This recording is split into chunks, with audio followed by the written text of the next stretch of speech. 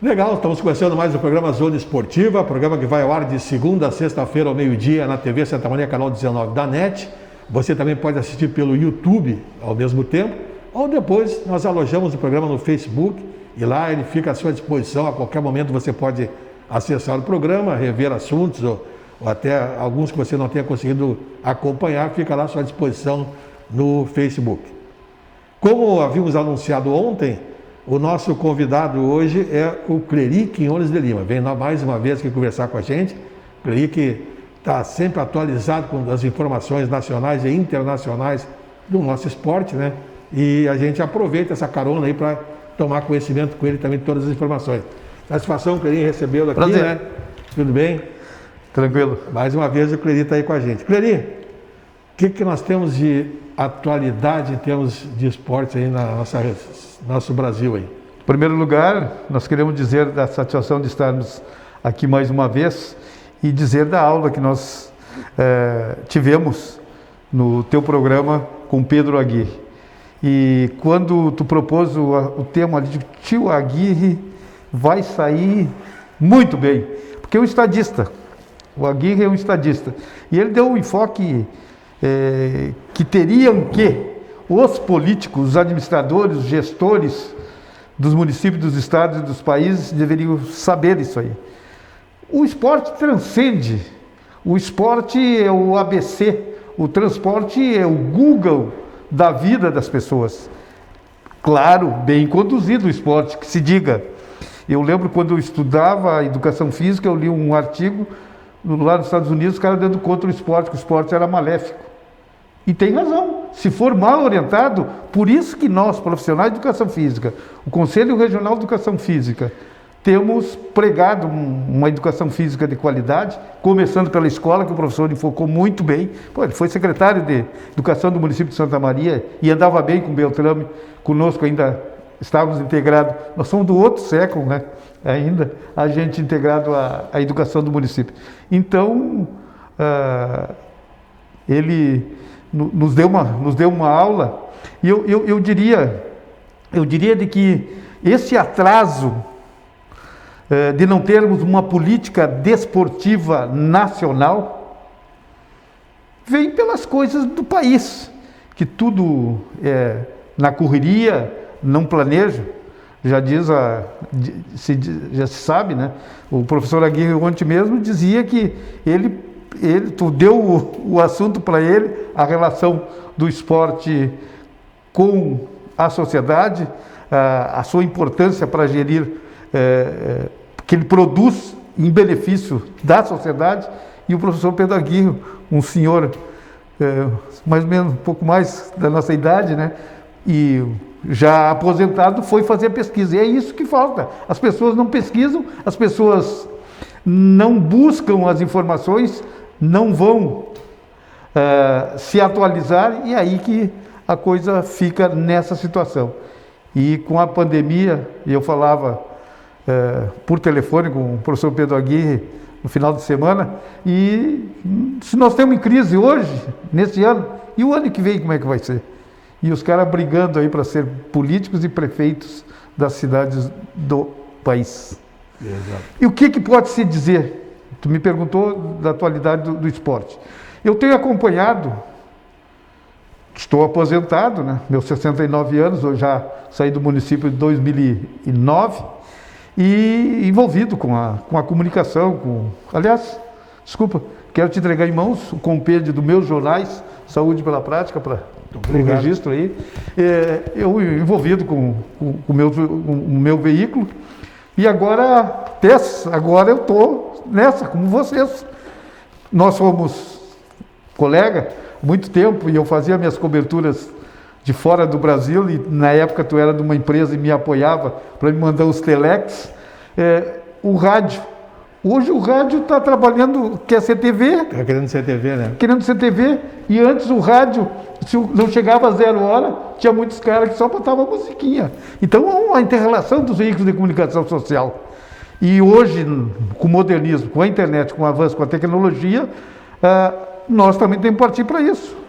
Eu agora estou montando na minha casa, já ampliei o meu escritório, estou aguardando a chegada de alguns materiais, um mini estúdio para produzir. E temos que fazer.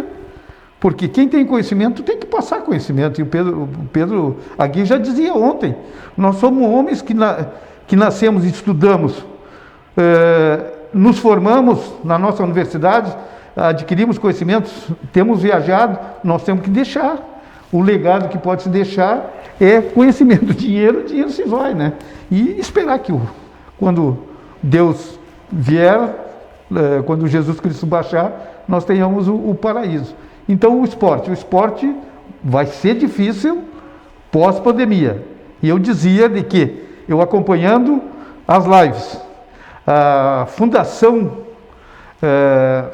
Fundação Getúlio Vargas, com a sua equipe técnica, fez muitas lives com atletas, com dirigentes, com políticos do esporte, e eu acompanhei muita coisa, e com pessoas, empresários do esporte.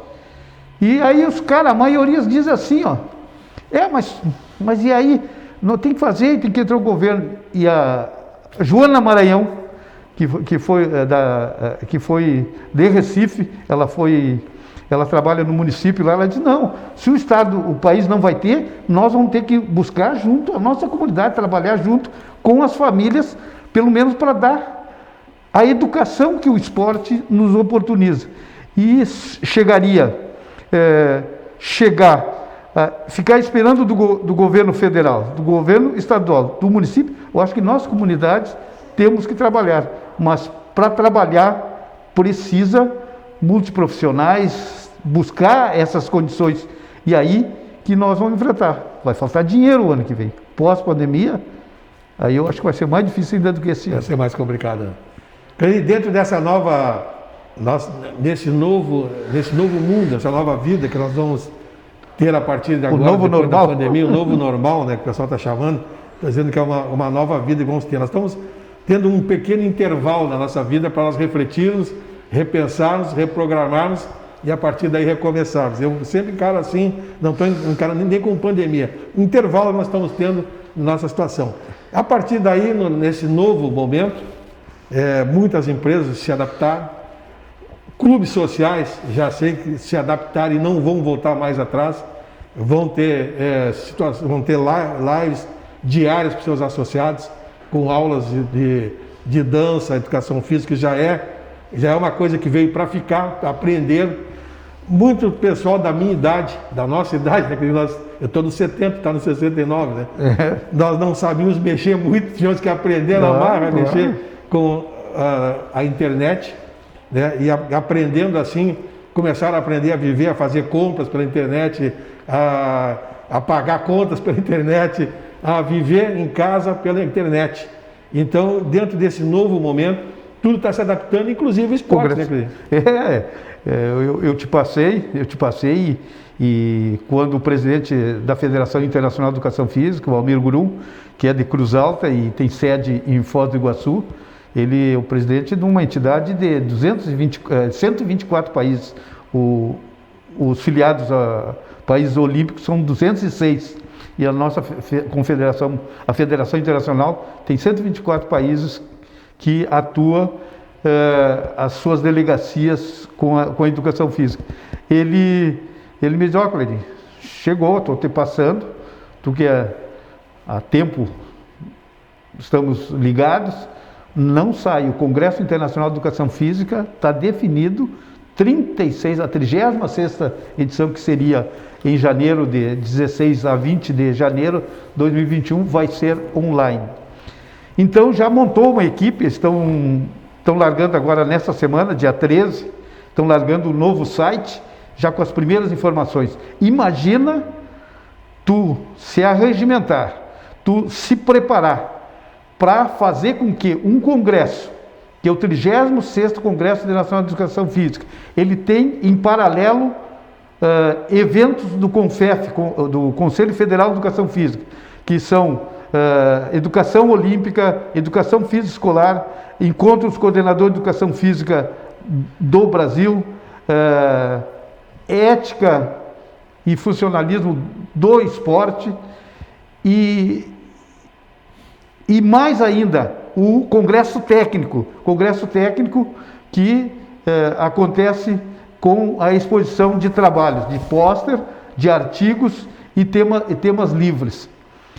Além disso, tinha uma super feira e o congresso, ele faz, é um congresso internacional, mas a corrida para lá é de em torno de 3.000 pessoas. Agora eles vão ter que montar uma estrutura para funcionar pelo menos parte disso aí.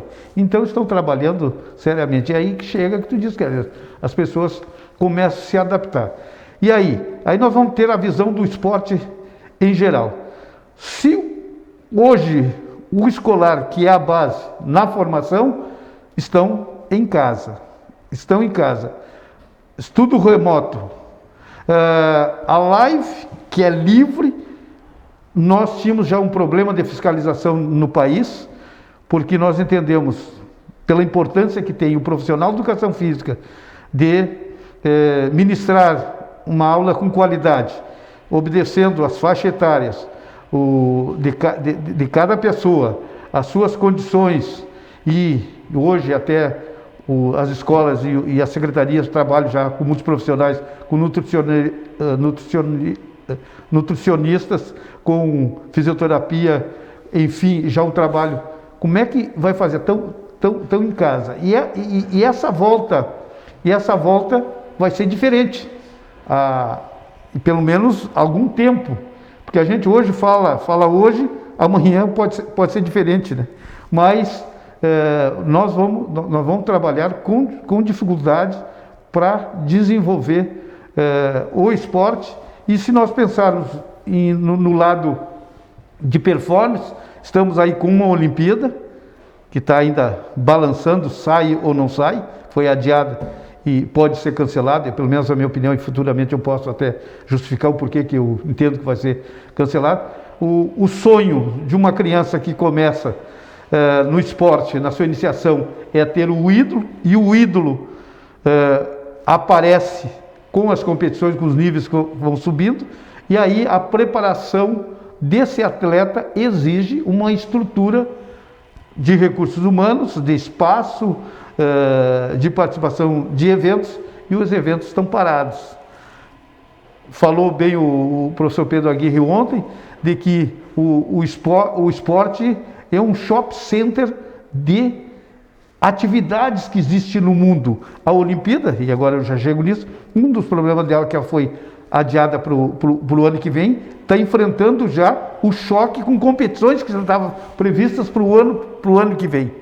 Então, nós estamos numa situação bem diferente, e de que nós precisaremos de pessoas muito inteligentes, de grupos de estudos, sociólogos, psicólogos, técnicos da educação física, do esporte, gestores, para se estudar, que nós vamos ter um momento diferente no esporte, vai ser como praticamente em todas as áreas do ser humano, né? E o pessoal aprendendo a fazer as reuniões também online, né? Vai facilitar muito o contato direto entre confederações e federações que antes eram eventuais, uma ou duas vezes por ano. Hoje, quase que quinzenal, você pode se reunir sem precisar se deslocar, né? Antes tu tinha que fazer deslocamento e viagens, assim. Os contatos hoje são quase que semanais entre o pessoal, né? E uma outra coisa, Tessas, que nós vemos aqui no Rio Grande do Sul, existe o sistema CONFEF, CREF, que é o nosso Conselho Federal de Educação Física, e os conselhos regionais em todos os estados. Então, nós estamos vendo aí o sofrimento dos nossos profissionais de educação física, os donos de academias, os profissionais sem trabalhar, por uma situação que está imposta. E fica até incoerente. Se a educação física, o exercício físico faz parte da saúde, e nós temos que ser penalizados. Academias, tem pessoas aí que não abrem academia para 14 metros quadrados de diferença. As pessoas estão retraídas, está com 10%, se hoje com 100% o cara já estava remando, e o empresário sabe do que tem que pagar, o cara com 10, 20% de aluno não tem condições, é melhor deixar fechado do que funcionar. Olimpíada, o que tem para nós assim de... Eu assisti, no final da semana passada, eu assisti nas lives que acontecem, o Edgar Rubner é um ex-atleta de handebol, ele foi do Comitê Olímpico Brasileiro, e ele está conduzindo muito bem. Me parece que foi, no final de semana, foi a 27 lives com todas atletas e pessoas. E foi o Bernardo. O Bernardo, nosso famoso do saque Jornada nas Estrelas, ele começou muito cedo e foi um dos 10 nomes internacional do esporte do voleibol, está na fama, e também foi político, tentou a política, 90 foi deputado federal, depois 94 foi deputado estadual pelo Rio de Janeiro, e 2000 ele tentou ser gestor nacional, ficou um período no governo federal. E depois ele largou. Hoje é o Bernardo o nosso representante no Comitê Olímpico Internacional. Ele tem voto lá. E ele faz parte de um grupo, inclusive esse grupo que estuda a programação esportiva, a entrada e saída de esporte. Um dia a gente pode falar por isso, quando os caras dizem, mas por que o futsal não entra? Não é bem assim entrar em Olimpíada. Para entrar tem uma série de coisas da Carta Olímpica e mesmo dos interesses até hoje, daquela de dizer o importante é participar, o importante é ganhar, e os organizadores, existe não é o termo certo que a gente vai dizer aqui, mas existe um grupo comprometido com todas as atividades da Olimpíada, definir a Olimpíada na cidade tal, do país tal, aquele grupo já está pensando para entrar lá. Não, quem comanda a Olimpíada são internacionais, é um grupo internacional que comanda. Então, a gente fica pensando nessa parte do esporte, das suas dificuldades, e o Bernardo dizia, ele como é do Comitê Olímpico Internacional, eu queria ouvir, eu já tinha uma posição, mas eu continuo com essa. Ele inclusive repetiu a situação da Olimpíada, e muitas pessoas não sabem, a Olimpíada tem uma apólice de seguro para o cancelamento e não para o adiamento. Então eles já sabem, se for cancelado vão ter dinheiro. Para fazer os jogos do ano que vem, vão ser em 3 anos 2 Olimpíadas, que a próxima 24 é em Paris. A Vila Olímpica já está toda ela vendida em setembro, quer dizer, o mês que vem eles teriam que entregar após a Paralimpíada. Nós estaríamos hoje, faltando 2 dias já para terminar a Olimpíada, se saísse agora em 20. Então, para 21, os cuidados das instalações estão prontas. Mais um ano. A população do Japão já deu que 24% só apenas que quer que saiam os Jogos Olímpicos. Tem um número de 36% mais adiados e 34% que não quer que seja cancelado os Jogos Olímpicos. E tem também a parte dos recursos humanos. Imagina o prédio que eu conheci em agosto do ano passado, lá em Tóquio, onde está o Comitê Olímpico, vão trabalhar 2.000 pessoas, sendo que de muitos países ali. Então vão ter contato. O coronavírus persiste na grande Tóquio e não se sabe. São 206 países. Eles têm que pensar na segurança de todos. Até quando vai esse coronavírus? Se não sair a vacina, como a gente falava antes, se não sair a vacina até o final do ano, não tem Jogos Olímpicos o ano que vem. E será a 4ª Olimpíada cancelada, que já teve em 1916, 1940, 1944, pelas grandes guerras mundiais. E a guerra do Covid pode ser a 4ª Olimpíada a ser cancelada. E o Bernardo disse que na conversa deles, todas essas coisas são afrontadas, e teve também no final da semana passada, saiu um comentário me parece que do governador da grande Tóquio ali, de que saía com Covid ou sem Covid. Mas Não é assim a coisa. Então, eu acho que até foi infeliz. O próprio Bernardo citou isso, e que o Comitê Internacional não pode pensar em segurança devida. E a própria tradição que tem o Japão, a sua cultura, é zelar pelas pessoas. E são vidas que têm que ser preservadas. Então, se não ser essa vacina, o coronavírus vai fazer com que tenhamos mais uma Olimpíada cancelada. Peri, muito obrigado pela tua presença aqui Feito. mais uma vez com a gente aí, né? Um grande abraço. E nós ficamos nos despedindo e convidando para estarem conosco novamente amanhã, ao meio-dia, com a Zona Esportiva. Muito obrigado, um abraço.